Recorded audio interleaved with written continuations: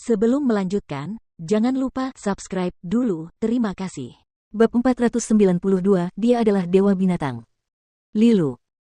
Mendengar nama itu membuat Huang Xiaolong sedikit gemetar. Meletakkan cangkir anggur di tangannya, suasana hatinya menjadi tenang, aku tidak tahu. Dia menjawab dengan suara tertahan. Monyet pemakan roh ungu menyadari suasana hati Huang Xiaolong yang sedang buruk dan segera menghiburnya, kakak Lilu pasti sedang menghadapi kesulitan. Huang Xiaolong menghela napas berat sambil menatap langit-langit, jangan bicarakan ini. Ayo, bersulang. 2 cangkir anggur berdenting. 3 jam kemudian, mereka berdua keluar dari ruang pribadi di lantai 2 untuk meninggalkan restoran. Pada saat itu, kelompok Raja Manusia Petir dan Ratu Peri sudah pergi, sesuatu yang membuat Huang Xiaolong sedikit bersyukur, terutama atas kepergian Ratu Peri. Bagaimana mungkin dia tidak melihat bahwa Ratu Peri menyimpan perasaan padanya, hanya saja Huang Xiaolong tidak ingin memiliki ikatan emosional apapun saat ini. Entah mengapa, dia teringat pada 2 gadis itu, Lilu dan Si plus Xiao Fei. Meninggalkan restoran itu, kedua bersaudara itu tidak langsung kembali ke kuil 9 naga melainkan berjalan-jalan di sekitar kota 9 naga hingga siang hari digantikan oleh langit malam sebelum kembali. Berpisah di salah satu koridor, Huang Xiaolong kembali ke halamannya. Cahaya bulan menyinari halaman bagaikan salju yang berterbangan. Huang Xiaolong berdiri sendirian di halaman, kedua tangan di belakang punggungnya. Banyak pikiran yang terlintas di benaknya, seperti Dewa Templar, guru kuilnya, Lilu, kultus Dewa Kosmos, Si plus Xiao Fei, orang tua dan saudara kandungnya, gerbang Asura di antara banyak hal lainnya. Suasana di tengah malam sangat sunyi, tetapi Huang Xiaolong merasakan gelombang kegelisahan dan hasrat membunuh yang tersembunyi. Malam berlalu dengan damai, memberi jalan bagi terbitnya matahari saat fajar menyingsing.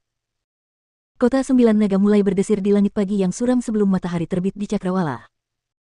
Banyak ahli dari benua 10 arah berbondong-bondong ke alun-alun 9 naga tepat di depan kuil 9 naga. Upacara penggabungan suku-suku Bismen dan klan binatang iblis diadakan di alun-alun 9 naga yang baru. Dibandingkan bulan sebelumnya, alun-alun 9 naga telah meluas 5 hingga 6 kali lipat dari ukuran aslinya, mampu menampung lebih dari 100.000 orang. Semua bangunan yang sebelumnya berjejer di sekeliling alun-alun dihancurkan. Suku setan hijau telah tiba. Klan laut telah tiba. Raspberry telah tiba. Raja Manusia Guntur telah tiba. Setiap kepala keluarga yang terhormat tiba di alun-alun dengan membawa sekelompok ahli dari keluarga mereka. Seorang tetua kuil 9 naga yang bertugas menyambut para tamu mengumumkan kedatangan para tamu dengan suaranya yang merdu, bergema di seluruh alun-alun 9 naga. Di sekeliling alun-alun itu terdapat para ahli dari kuil 9 naga, kuil singa beringas, kuil dewa kera, suku harimau, suku singa, suku ular, suku rubah, suku serigala, dan para ahli dari suku-suku lainnya. Jumlah ahli Saint Realm saja sudah lebih dari 1.000, belum lagi gabungan dari para ahli setengah Saint dan setengah Saint puncak dari kedua belah pihak. Momentumnya sungguh menggemparkan. Semua tamu undangan yang datang merasa gentar melihat banyaknya ahli suku Bismen dan klan binatang iblis dari alam suci.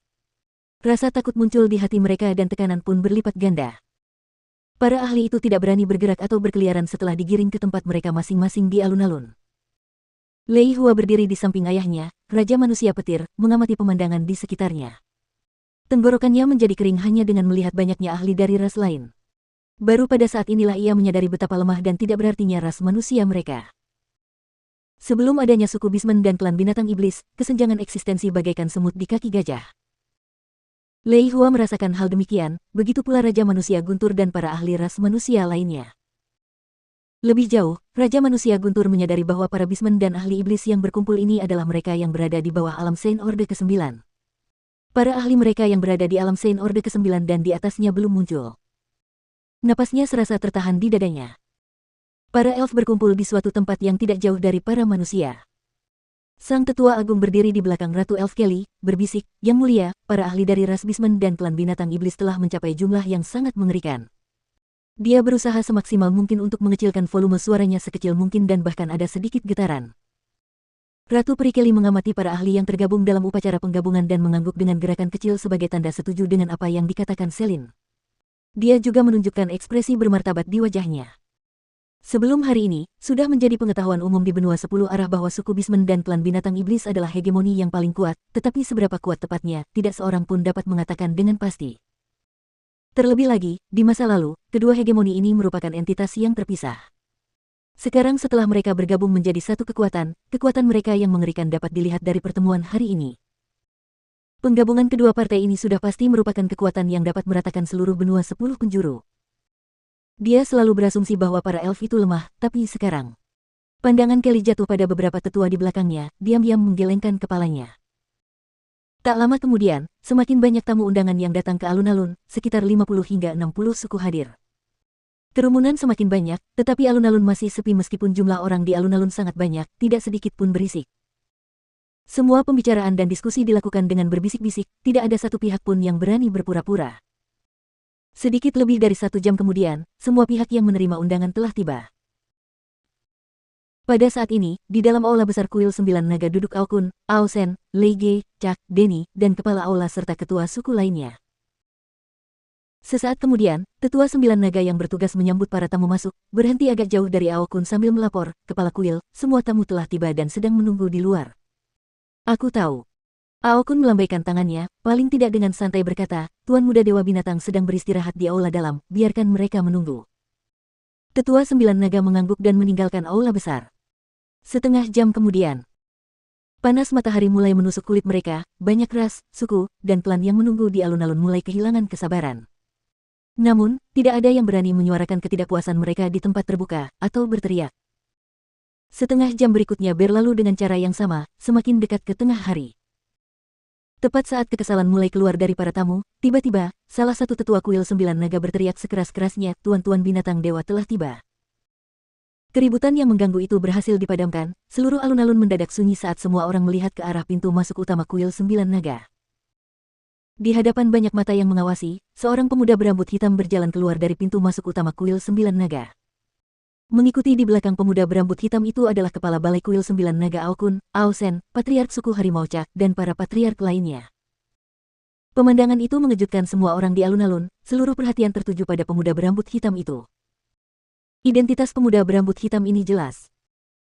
Ratu Peri Kelly, Tetua Agung Selin, dan beberapa tetua peri yang pernah melawan Huang Xiaolong di masa lalu merasa seolah-olah tanah di bawah kaki mereka ditarik saat mereka melihat wajah pemuda berambut hitam itu. Masing-masing dari mereka menatap Huang Xiaolong dengan keterkejutan dan ketidakpercayaan yang tergambar di wajah mereka. Itu dia. Dia adalah Dewa Binatang yang baru. Dia sebenarnya adalah Dewa Binatang. Ratu Peri Kelly bergumam tidak jelas pada dirinya sendiri, tidak tahu di mana harus meletakkan tangannya. Sementara itu, ayah dan anak Raja Manusia Guntur beserta bawahan mereka yang mengelilingi Huang Xiaolong di restoran merasakan wajah mereka membeku. Setelah mengatasi keterkejutan awal, mereka menyadari betapa seriusnya keadaan, memenuhi hati mereka dengan ketakutan yang luar biasa. Dia adalah Dewa Binatang buas. Tatapan mata Lei Hua dipenuhi dengan kengerian, dan wajahnya pucat pasi. Dalam benak Raja Manusia Guntur terngiang kalimat yang diucapkannya kepada Huang Xiaolong kemarin di restoran, aku akan membiarkanmu hidup beberapa hari lagi. Sialan dia malah bilang ke Dewa Binatang bahwa dia akan mengizinkannya hidup beberapa hari lagi. 5 orang lainnya di kerumunan mengenali Huang Xiaolong. Saat itu, 5 ahli bersama dengan Master Aula ke-6 Kuil 9 Naga Aosen merasa bahwa Huang Xiaolong tidak memenuhi syarat untuk duduk bersama mereka. Pikiran mereka juga kosong. Saat Huang Xiaolong, Aokun, dan yang lainnya berjalan keluar dari pintu masuk utama, aura yang dahsyat menyembur keluar bagaikan ombak di lautan lepas, menyebar ke 4 penjuru, membuat para jagoan di alun-alun merasa seolah-olah napas mereka tersendat. Berhenti di depan alun-alun, Aokun dan yang lainnya menyebar dalam barisan di belakang Huang Xiaolong.